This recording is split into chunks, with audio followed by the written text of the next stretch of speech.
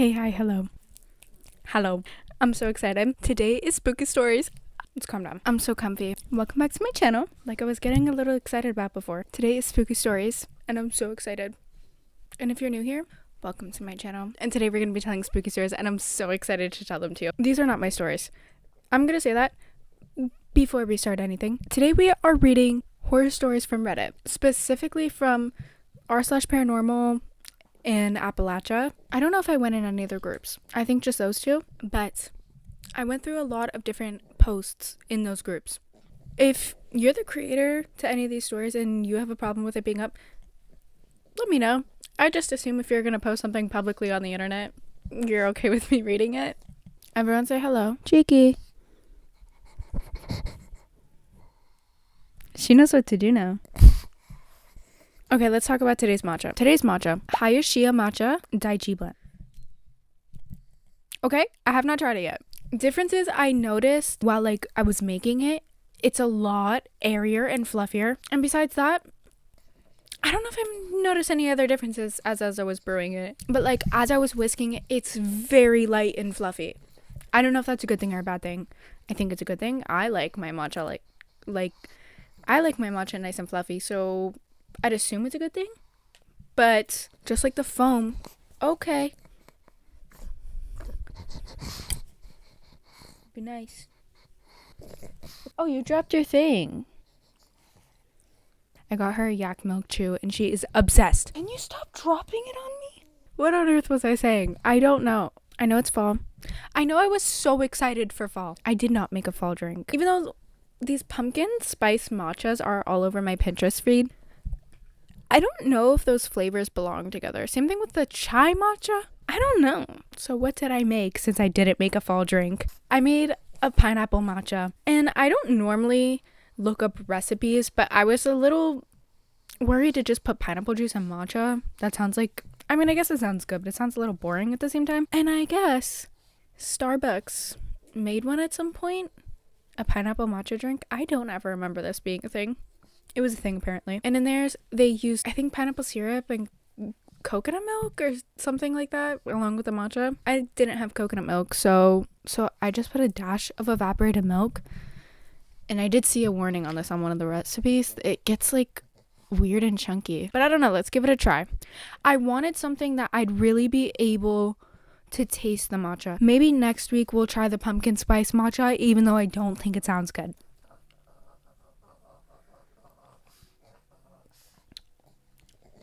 Ooh.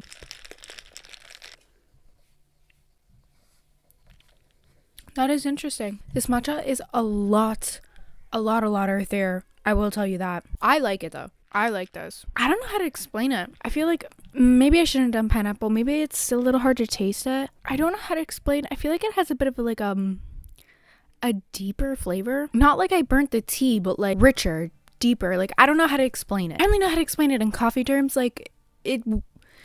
I'd say the Kimi Critter one would be a light roast, and this is a dark roast. You know? As for the actual drink itself, 6 out of 10. Not my favorite. It's alright. I feel maybe if I used half pineapple juice, half water. The pineapple juice is okay with the matcha.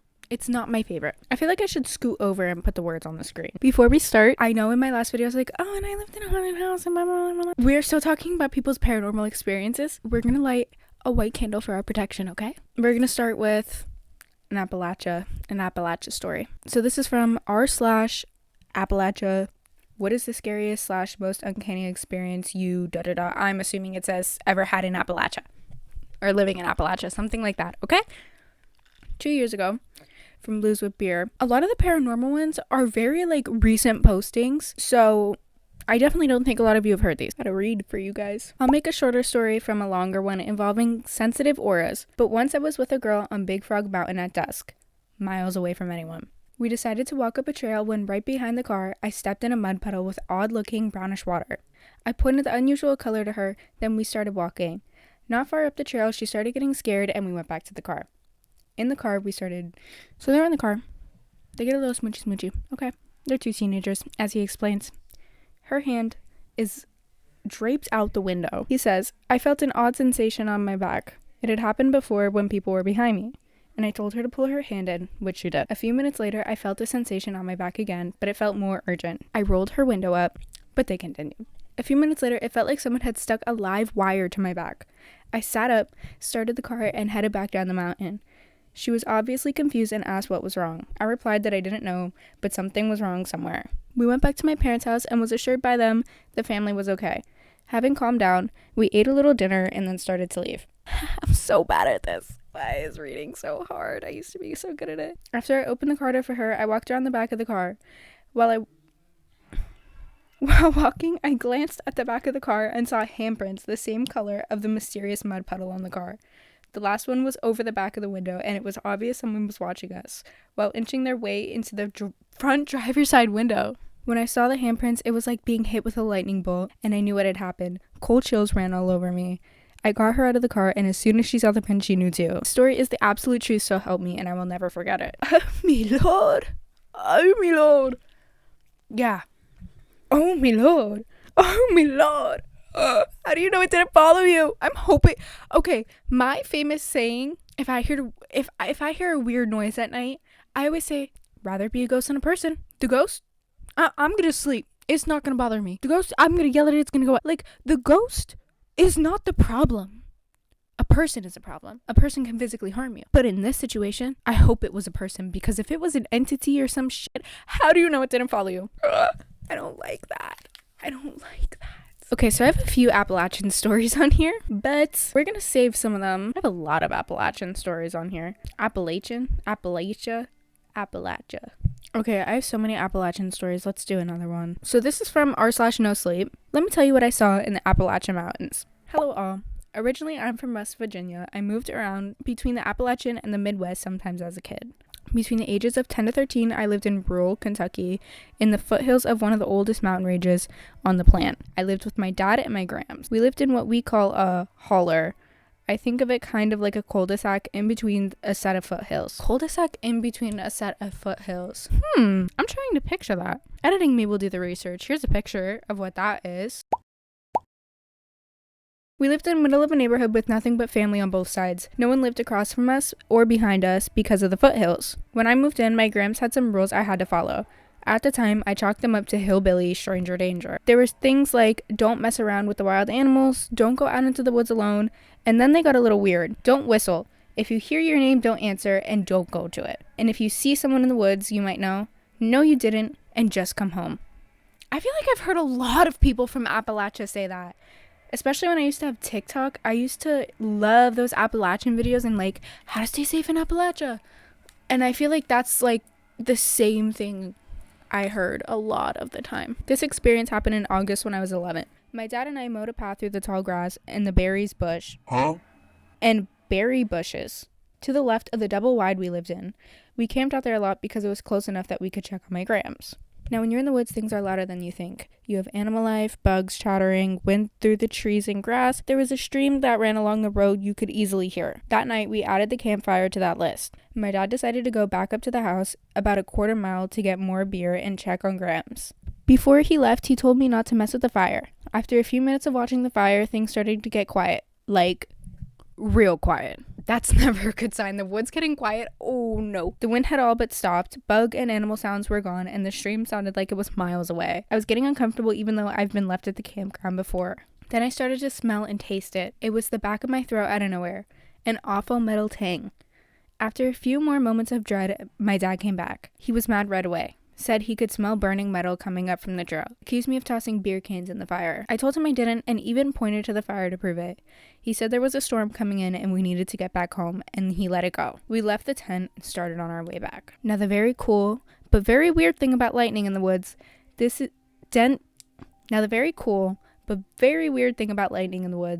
dense is when the lightning hits.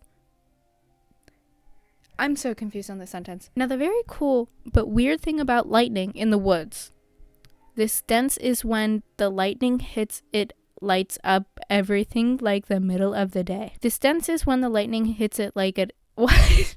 I'm sorry, I don't know what this sentence is. I'm assuming the denseness of the forest. When the lightning hits it, it lights up everything like it's the middle of the day. Well, up until the front of the trees. After the first set of trees, it's pitch black and there's no street lights. Unless you have lights on your property, it's completely black. So it's pitch black, lightly raining, and other than the dim lights from the house windows, there's nothing. I'm eating watermelon as one dose in the August mountains when the first clap of lightning hits. Everything is as bright as it can be. After the second passes, it's as pitch agging. I feel so dumb. Who wrote this? Shakespeare? Next clap of lightning comes on, and that's when I kind of see it on the porch, past the yard, over the stream, past the road. Wow, that's a lot of my cousins, neighbors, girlfriends, boyfriends, neighbors, cousins, uncles, and the ditches on the other side just... Okay, a while away. I could see the silhouette of it. Then it goes dark. This is also when I can't start to taste that same awful burning metal. I'm not really sure what I saw, so I kind of just stay still. It's a few moments before the lightning hits. The figure is now closer, standing side by side to the trees. Then it's back. I'm standing now, not sure what to do. It's been 20 years to this day, and I've tried, but I never could fully describe what I saw. The thing's head wasn't proportioned to its body. The arms were too long, and its torso didn't fit right. It was like if you asked a blind person to draw what a person looked like. It just didn't look correct. Once the lightning hit again, the thing is standing in the middle of the road. Not wanting to see this thing get any closer, I go inside. My grams is doing the dishes and asks why I'm inside. I tell her I think I saw something. She almost immediately gets my dad on his feet, telling him to shut and lock all the windows and doors. My dad, vaguely drunk, obeys. That night I slept with her. The next day we discover the tent door is torn off, and it didn't look like an animal. Things were cut or shredded, but looked like someone took and had pulled it apart. My uncle, who lived a mile or so up, had 8 all chickens killed. Heads gone. No blood. The next few weeks, all the kids had to wait for the bus with an adult. My dad had to be late for work for almost 3 weeks. Anytime I tried to talk about it, I just had the subject changed. I figured I was a kid and it wasn't important or real. It wasn't until years later I finally understood. So he goes on to explain how for years he was dismissed, and in his 20s, some of his cousins were in town for Halloween, and he was telling the story, and his aunt literally told him, "Don't you tell them that. Don't you put that evil on them." Then he goes on to say how he couldn't help but think back on all the times as a kid that he was shunned every time he tried to talk about this, until he started dipping his toes into Reddit and realized the thing has a name. The same thing his aunts had called it that day at the party, and other people had seen it. The Goat Man. What bothers me the most is to this day I couldn't describe any feature, nor have I ever tasted that awful burning metal taste. So friends, if you ever find yourself in the foothills of Kentucky, please remember my Grams rules. Remember Grams rules. Whew, that story was a lot to unpack. Sorry for my illiterate ass. Did not do it much justice. I don't know, oddly that one doesn't freak me out. This is not like a book deal. I'm not criticizing your story. I just feel like there wasn't enough details. I can't really picture.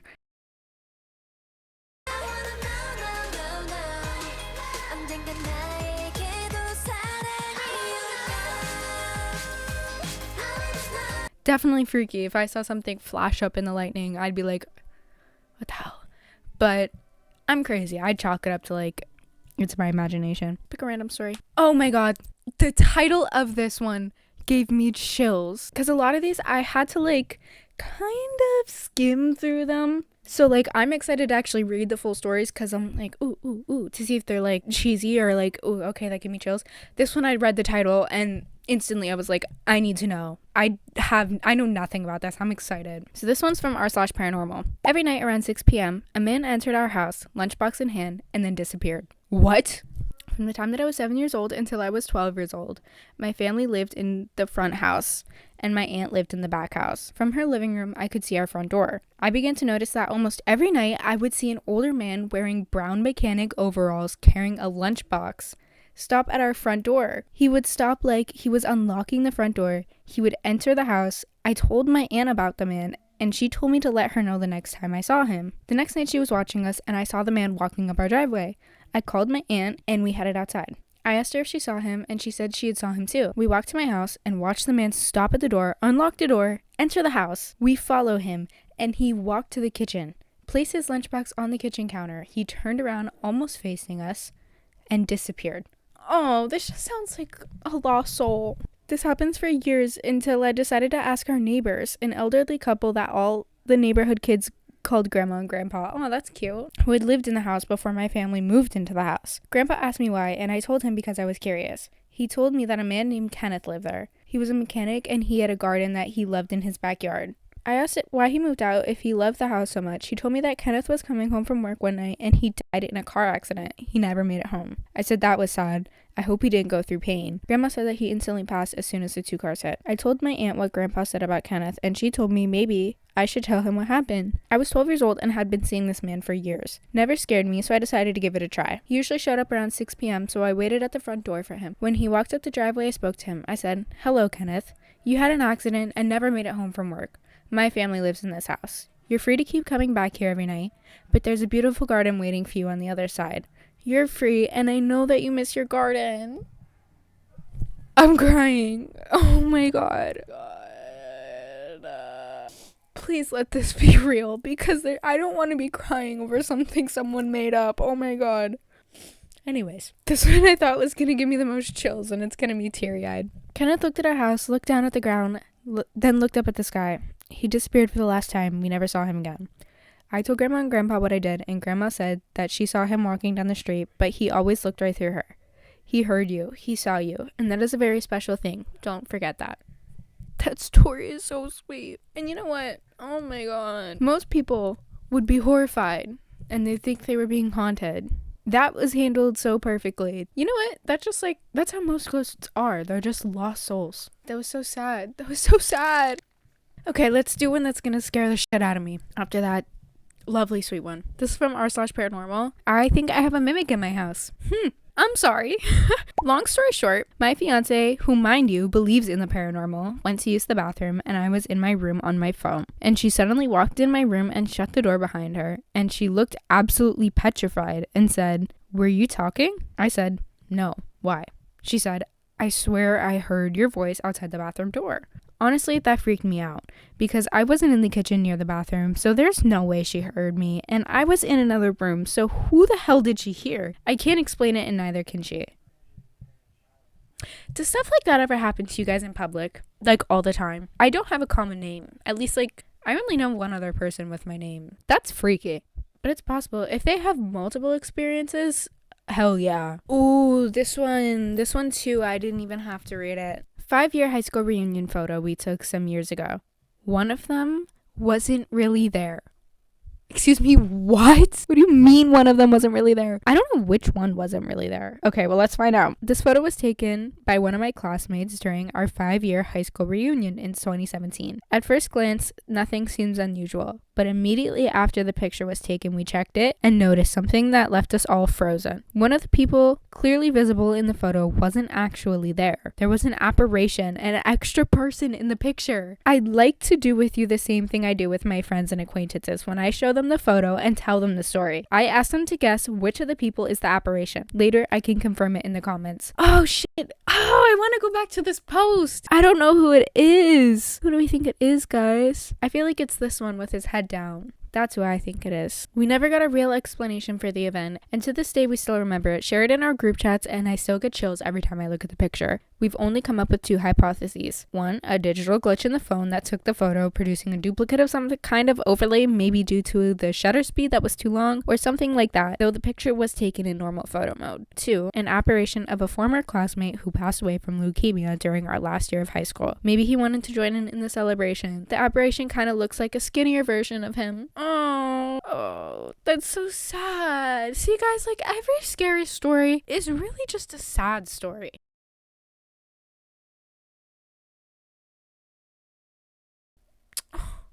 My heart, oh my god. Next, we're gonna do another Appalachian story. There's 100% weird things that go on. Most people will ignore you or quickly move on when you talk about them, especially outside of the South. Everything from old-fashioned superstition to random medical events that lasted for a short time and had no history or lasting consequences is blamed. Instead of believing people who have lived most of their lives in a place say something strange happened. People I love and trust have told me there's bad energy in certain places and that strange things happen in the woods sometimes. bad feelings, things being moved or going missing, rocks being thrown, etc. A few family members have ghost stories, and since I've shared this story, some people have told me some of their own ghost stories / Bigfoot stories. Last spring, something in the woods was imitating my neighbor's baby. It sounded spot on, and I legit thought he was in the woods, but halfway to the tree line to check what it was, I stopped and wondered why my neighbor's baby would just be crying alone in the woods, just behind the tree line. Don't insinuate it was him, my neighbor's a good grandma, and the baby couldn't get around on its own at the time. I backed up to my house and started recording the sound.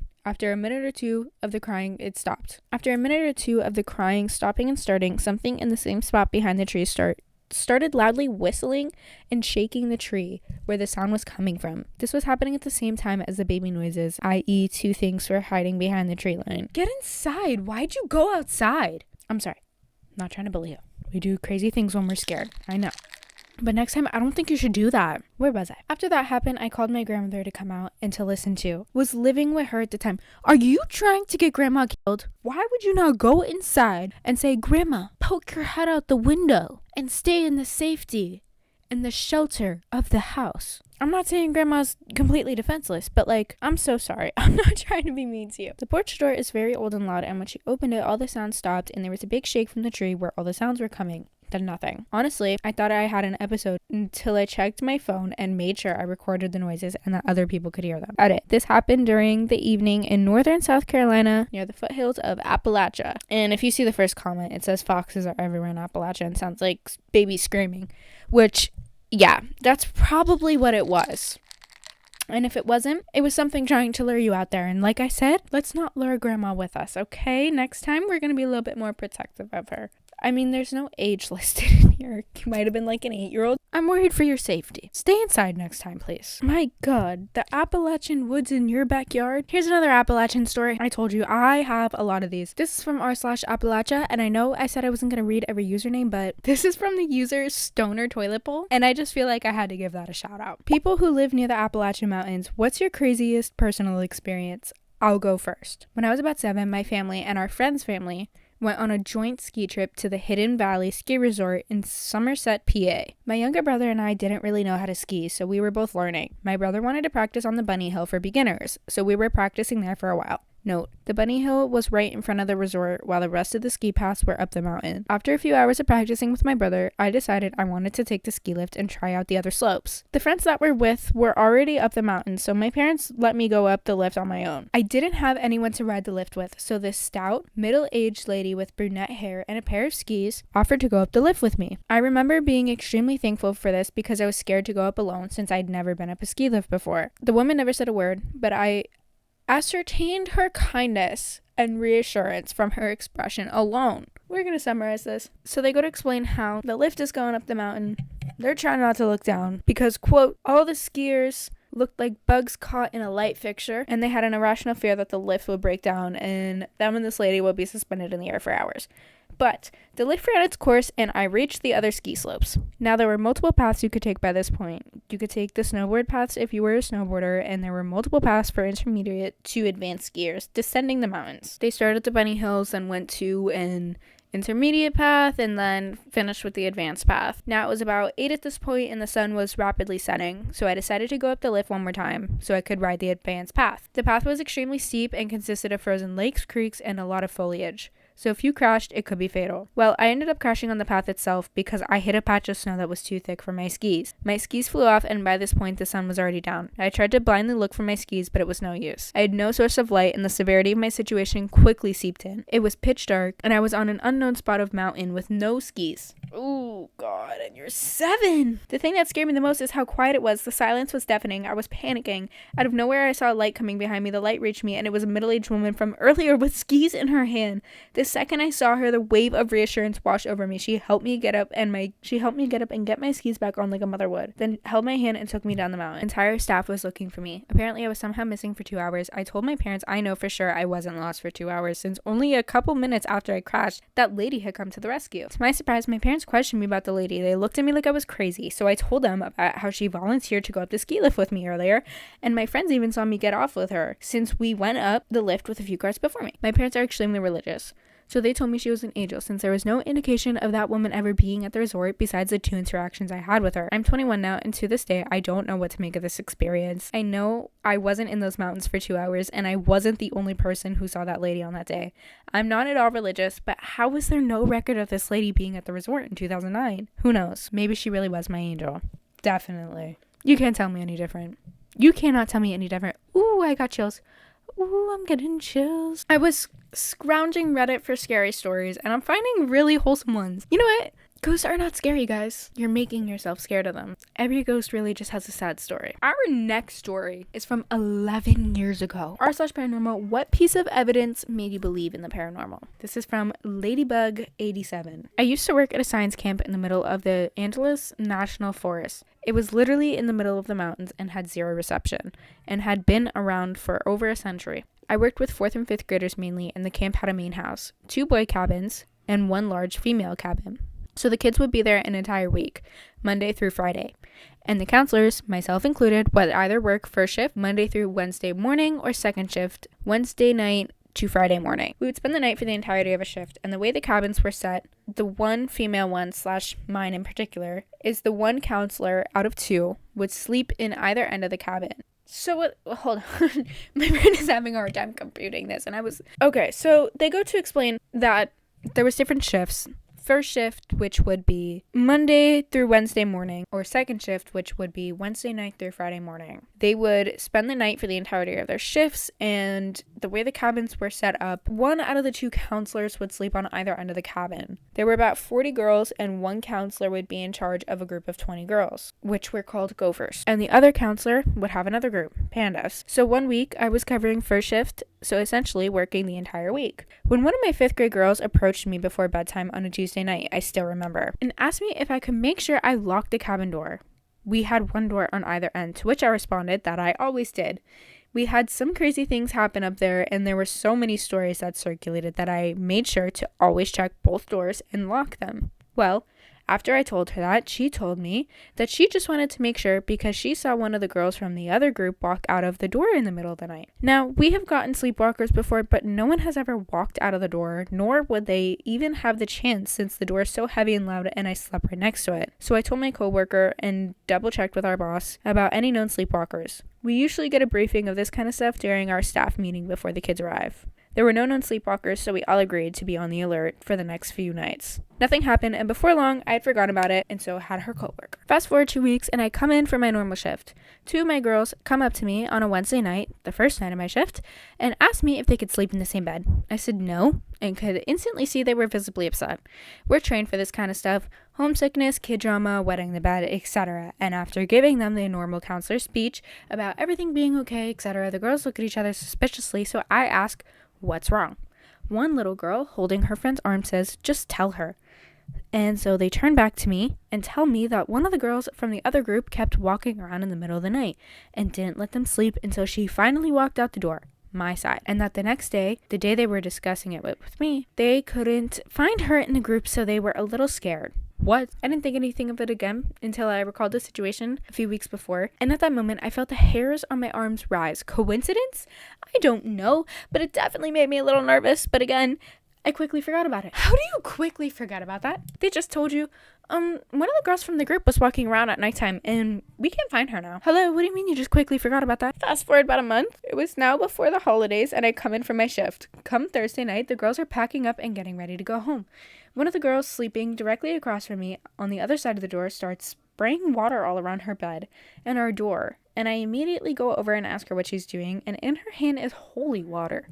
She tells me her mom gave it to her for protection in case she needed it, and that she's been using it every night that week because she felt weird. This scared the shit out of me and my coworker. Let's just say we pulled lots of all-nighters for the next few weeks and eventually ended up sharing the twin bed on her side. Okay, freaky story. And like I said, when we're scared, we react really weird, right? But a child pulling out the holy water didn't scare you as much as the fact that you had girls reporting that they couldn't find their friend? The whole thing about summer camps are freaky and scary. I don't like the idea of them, especially in such close proximity to the woods. It just seems like a bad idea. I don't know. Okay, this is gonna be our last story.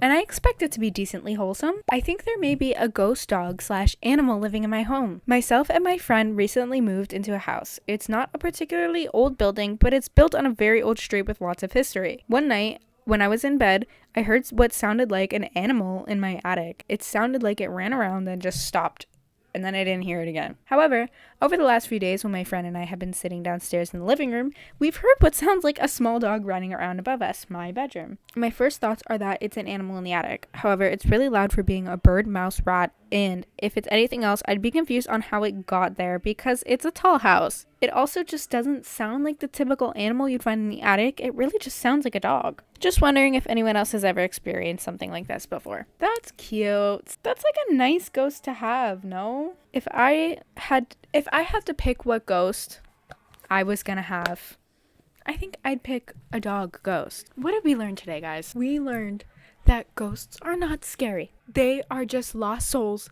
with a sad story. I mean, obviously, other things exist. But for the most part, like, listen to a lot of the stories you just heard. A lot of it's like, oh, I just feel bad for them. Next time you're a little scared of something being in your house, just tell it. I live here now. I don't know who you are. With all kindly regards, I'm asking you to leave my place of dwelling. Those were not the spookiest of stories. If anyone got a ghost story they want shared, go DM my Instagram. Go follow my Instagram. And with that, go get yourself something nice. I know I said these stories weren't spooky, but if you're a little spooked out, go grab your flashlight. If it's dark, go to the kitchen, get a snack, go do something nice for yourself. And I don't have much else to say. I'm sorry if I read your story and I criticized you or your story. I don't truly mean it. Like I said, when we're afraid, we do silly things. If I read your story, hi. Go do something nice for yourself. If you like horror, go watch a scary movie. I don't know. I hope you all enjoyed this video. I hope you all have a lovely day, night, evening, whatever time that it is, wherever that you are. I will hopefully see you next week where I have more spooky, scary stuff planned. And I will see you all in the next one. Good night. Goodbye.